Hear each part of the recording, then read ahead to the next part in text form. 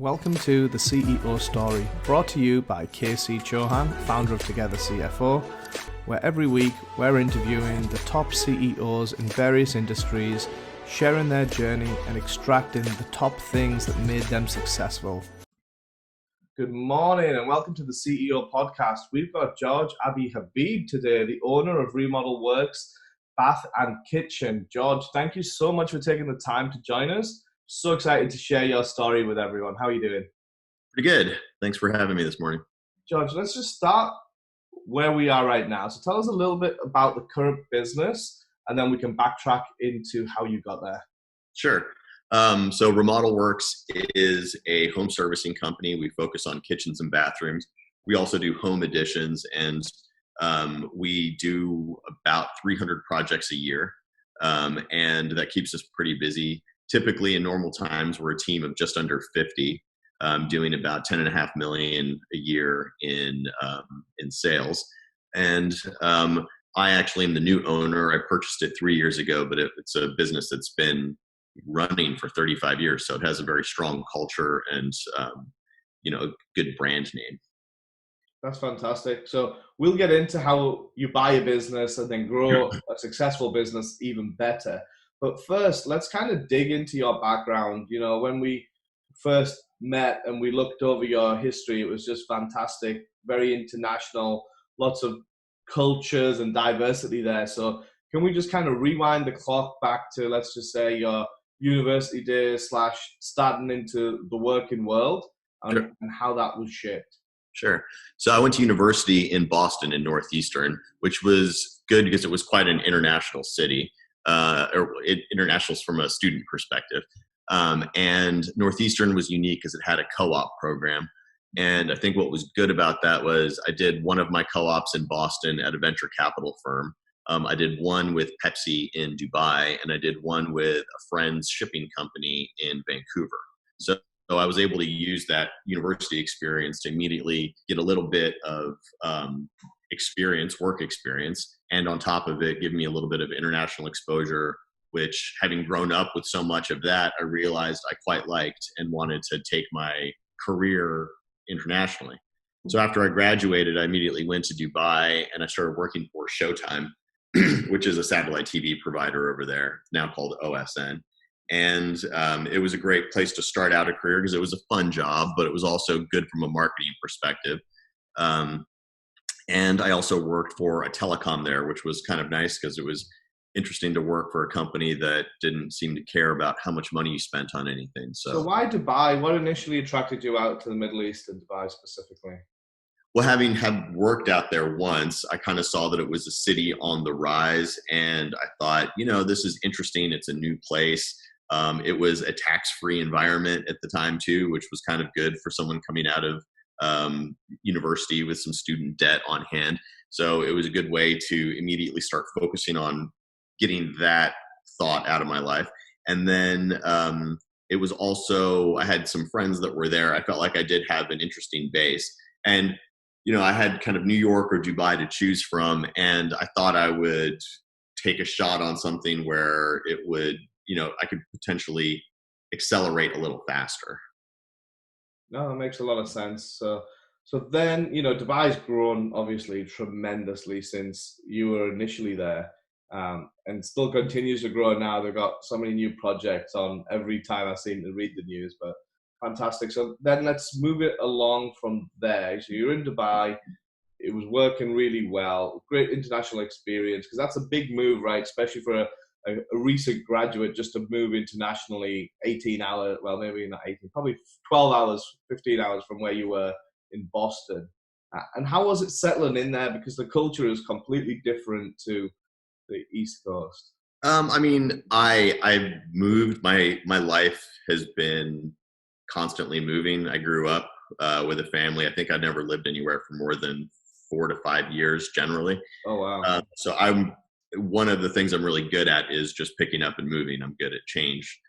And so Dubai was a very easy kind of walk-in. But I went there knowing that I wanted to stay for only 4 or 5 years before I went and did an MBA program. And then making that my focus, I went to IE Business School in Madrid just as the financial crisis was kind of taking hold and people were leaving their Porsches at the airport and just trying to flee Dubai with the debt loads that they had racked up. Yeah, there's lots of stories of that, of exotic car scrapyards, right? Yeah. Okay, so then that's very interesting. So then what made you want to, like, you seem to have this vision of doing business school for a while. What were the benefits of doing that? And then specifically in Madrid, obviously such a beautiful city, but why Madrid? Why MBA?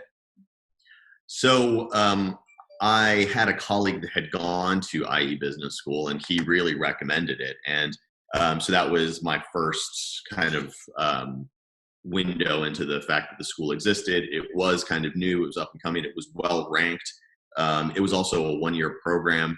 And I'd always wanted to go to business school because I kind of figured that you don't really learn that much in undergrad anymore.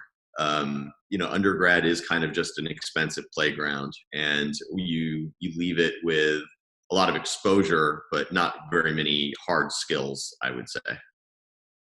I don't think that's changed even in modern times. I think it's gotten worse, actually. So it's a worse investment than it used to be. So yeah, that makes a lot of sense. And for those people who don't know, IE was ranked number 3 in Europe and number 6 in the world. So it's very highly acclaimed amongst the business schools. So okay, so then you kind of became more business savvy, learned everything that MBA school does in a pretty short time. So that's a condensed time period, doing it in 1 year. And then you went into the real world. And how did that then work out? So I think I went into the MBA thinking I was like an ideas guy, and I was going to come up with an idea and start a business. And what I realized was I was actually better at helping other people get their ideas going. So I graduated and I moved back from Madrid to Lebanon, which I hadn't lived in for 10 years maybe. And it was a good place to just have comfortable roots because it is home at the end of the day. But it was also a good place for me to know entrepreneurs kind of throughout the region. So I kind of was interviewing about 5 of them, trying to understand their ideas and take them forward. And I whittled it down to one of them who his name is Scott Shady, and he's my current business partner in the first company that we started, which was Sayara International. And we didn't start the company; it was also an acquisition. But it was a complicated thing to do for 2 people who'd never done that before, and a set of buyers who had never sold a company before. So I really had to dig in on figuring out how to close this deal quickly. So yeah, so let's dig into that because that's pretty interesting. I think there's a lot that can be learned from that. So here's you and a friend buying a company that it's the first one that you buy in from sellers, the first time they're selling. Everything's very new and very fresh. You're just out of business school. How did it all work? How did you kind of plug all these pieces together and make it work? So he wasn't even my friend at the time. He was a friend of my sister's, and my sister was working at the time for the Wall Street Journal in Afghanistan. He also was living in Afghanistan working for a much larger company that we do work for. And we had a telephone, like a video conference. We talked a little bit about the opportunity. I made a few Excel sheets to look at what what the opportunity was. He saw value in the fact that I could, create models for what the opportunity would look like from a financial basis, and said, "Why don't you fly over here?" So I kind of jumped on a flight a week or 2 later, and we met at Kabul, Afghanistan, for the first time. I met the potential sellers, and although they gave us quite a bit of headache, about 9 months later, we were able to just close the deal and say, "Okay, let's start."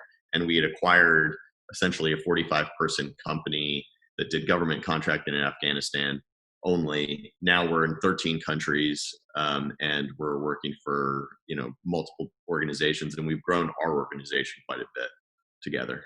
That's a very complex and fascinating way to put it. I think there's many levels of which we can keep digging into that, but we'll move on because that's not the only successful story you've had. How did you then transition from Kabul into the next company? Into the next country? Company. Oh, company. Well, there were a few little companies along the way. Scott and I tried to start a tough mudding business that was mixed with CrossFit, and we launched that one, and it basically was a small investment that we ended up selling to somebody else. I personally tried a few ventures. One with a student of mine at IE, trying to set up an appointment booking app in Africa. She and I parted ways. That didn't really work out. So I kept trying little things, but eventually Scott, who grew up in San Diego, introduced me to an old high school buddy of his whose father was trying to sell his business, which is Remodelworks. And I think with that, I started again diving into what I really enjoy, which was this okay, we have an opportunity. We need to quantify it. We need to figure out the roadmap to completing this acquisition and what are all the steps that are needed. And this acquisition went much faster. I basically also flew out to San Diego, met the owner, flew back to Lebanon, spent a few weeks kind of reading about international tax law and how to take debt from one part of the world and transfer it to another part of the world, and then kind of be able to retrieve it without being in the most efficient way possible. And I think in about 3 or 4 months, we were able to close that deal, which is a anomaly. Even the lawyers that were sitting at the table said this never happens that quickly, but it was due in part to having a motivated seller who was also quite reasonable. Yeah, I think if you're buying from baby boomers that just kind of want to retire and don't have any succession planning in place, you're relieving them of a lifelong headache that they've built and not being able to pass on to someone. So, and you're a motivated buyer, so it's a win-win in that case. But let's just rewind a little bit and add context to the fact that you did start other things and ventures. It didn't quite go the way you wanted, but you didn't give up, right? So it's not always been rosy, home run, home run, home run. Right. You've had bumps along the way. And during those times, what advice would you give to the listeners in terms of persevering and sticking to it and kind of pushing through, as opposed to giving up?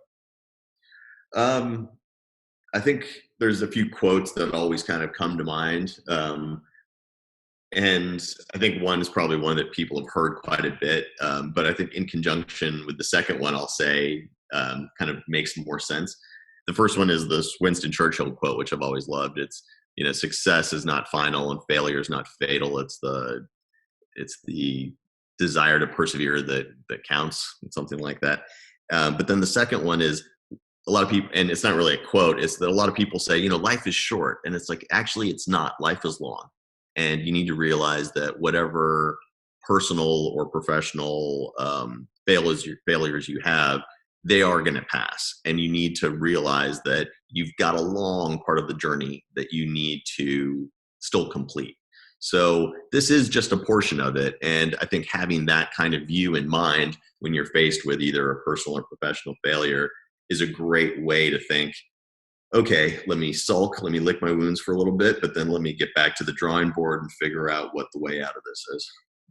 Yeah, I think I agree with everything that you just said. It makes a lot of sense. There has to be a little bit of period where you kind of regroup, refocus, sort your mind out, and then go at it again. So let's kind of spend a little time talking about Remodelworks and how you really managed to pull that off in such a short space of time, that acquisition, and then also reconnect with your old co-founder to do that. So can you just dig into more detail around that and actually the nuts and bolts of what made that so successful? And like you said, in such a short space of time, which is pretty unheard of from everything that we've dealt with on the mergers and acquisition side. So I wish I could share like CEO secrets with you, but I don't think I have any on this one. I think the only secret that I have is, and I think it's true for many of the successes that anybody has, and maybe they want to claim some kind of ownership over the success, but I'm much more of the kind of guy that will say, actually, if you focus on some of the macro trends and you can catch that wind, it's a much stronger indication of your ability to be successful at something. if and that would be this true for any hugely successful person, Bill Gates down to the guy on the corner shop who realized that he's selling a unique product that everybody wants. So the big macro trend that I was riding here is that we do have a generation of baby boomers. They've built very successful businesses. They've been through multiple downturns in the last 20 years. Between the dot-com crisis, the financial crisis, and then the last decade, and now we're entering into this third crisis, which is just making people that are in their 60s and 70s, or even earlier in their 50s, saying, I just can't do this anymore. And I would love to offload this responsibility to somebody who can take it down the next 20 years and pass that torch. And so really what I found in Remodelworks was a company that had a very successful history, a strong corporate culture, a very semi-predictable revenue stream on a yearly basis, and the ability to weather those downturns that have happened. So having all of those check marks ticked off for me made me a very motivated buyer as well. So if you get a motivated buyer and a motivated seller in the same room, like, good things are going to happen quickly. And that's exactly what I'm trying to replicate right now, doing another version of Remodelworks with another baby boomer who would like to sell his business. So let's talk about that in terms of the next 5 to 10 years. What do you see yourself doing and kind of morphing into, and what's next for you?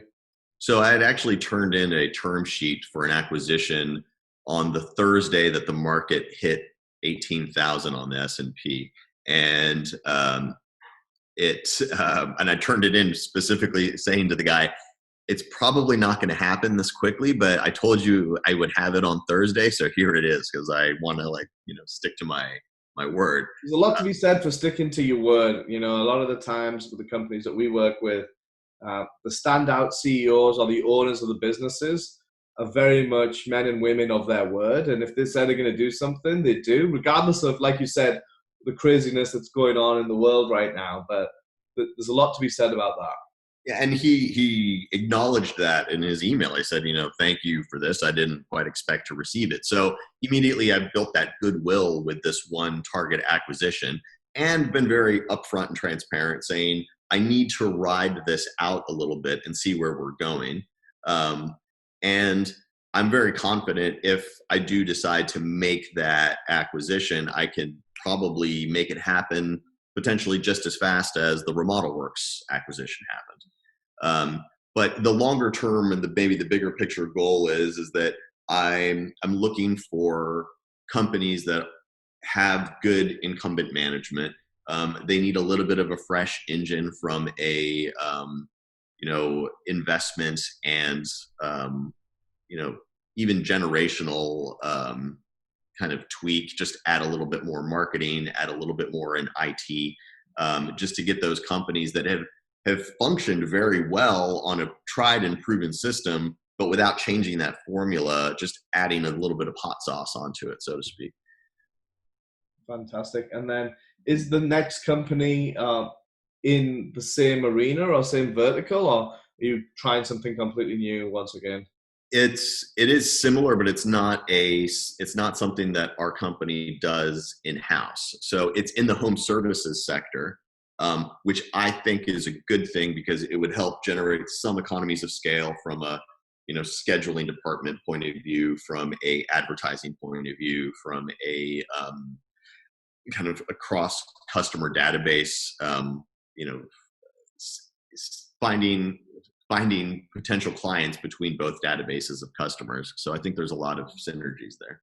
Fantastic. So George, as we wrap up, I like to ask this question at the end. So how much of your success would you attribute between these three: luck, skill, and drive?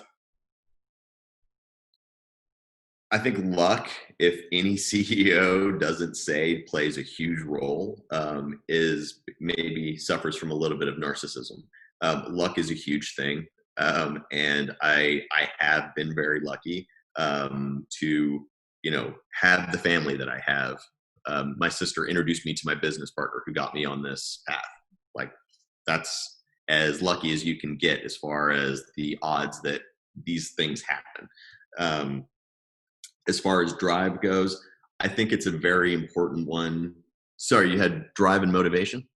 Yeah, it was luck, skill, and drive. Okay. Skills, So, ability, you know. yeah. So my skills, they were refined much later in life, and I was never never great at school. So I never counted on my skills, but I think my soft skills with people always came in very handy. And during the MBA, I was able to sharpen those up with certain things like creating financial models. I wish I had learned that earlier in life. But if I were to give a across the board analysis of it, I would say luck is probably 50% of anybody's success.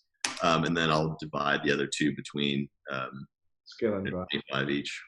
Fantastic. You know, I like asking that question because I always get different answers and perspectives, and I think I agree with you. I think a lot of it is down to luck, and even as I look at my own journey that came from England, ended up in Beverly Hills, and it's like I was no way in the world ever able to do that without a few key things happening. Mm-hmm. And it's down to relationships and people, and you need that rub of the green. And then it comes back to that other quote that's great, which is, I think it's like fortune favors the prepared. So being lucky is great. But as many people say, I'd rather be lucky than smart. But if you can just be a little bit smart for when that opportunity shows up, then you've got a winning combination. Yeah, I think it's taking the action and kind of seizing the moment when it happens, whenever that moment is, because sometimes it's not clear when that will arise, but being smart enough to capitalize on it. So yeah, that's fantastic. Great, George. I think you've shared some great nuggets and inspired a lot of people to, one, be able to find a really decent co-founder, move around internationally, try new things, and then acquire and take over some businesses. So thank you so much for your time. Well, thank you.